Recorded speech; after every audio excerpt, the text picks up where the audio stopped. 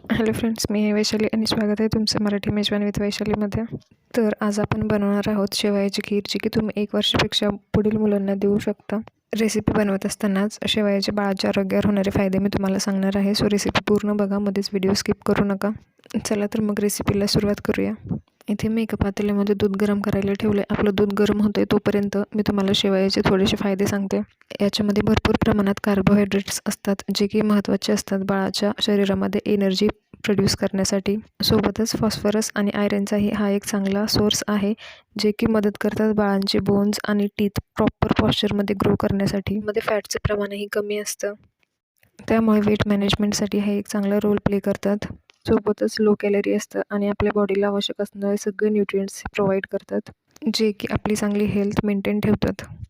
तर हे होते शेवयाचे फायदे. आता आपले दूध इथं बॉईल झालेलं आहे. त्याच्यामध्ये मी चवीप्रमाणे साखर टाकून घेतली. वरून फ्लेवरसाठी वेलची पूड ॲड केली. आता हे सर्व बॉईलवर आल्यानंतर मी याच्यामध्ये ज्या लहान शेवया असतात त्या मी ॲड करून घेते.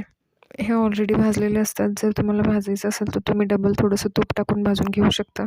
आता या शेवया मी दुधामध्ये चांगलं सॉफ्ट होईपर्यंत शिजवून घेणार आहे. 7 ते 8 मिनिट मला कंटिन्यू शिजवून घेतले. त्यानंतर मी चवीसाठी थोडंसं तूप ॲड केलं आणि आपली रेसिपी आणखी थोडी हेल्दी व्हावी म्हणून याच्यामध्ये मी थोडेसे ड्रायफ्रूट्स ॲड करते. तुमचं बाळ जर का जास्त लहान असेल तर तुम्ही ड्रायफ्रूट्सची फाईन पावडर इथे ॲड करून घ्या. आता आपली रेसिपी बनवून तयार आहे. लहानांपासून मोठ्यांपर्यंत सगळ्यांना आवडेल अशी ही रेसिपी आहे.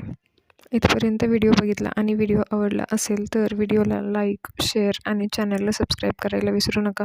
तुमचे काही सजेशन्स असतील तर तेही कमेंट बॉक्समध्ये नक्की सांगा. लवकरच भेटूया एका नवीन रेसिपीसोबत. पूर्ण व्हिडिओ बघितल्याबद्दल तुमचे खूप खूप आभार.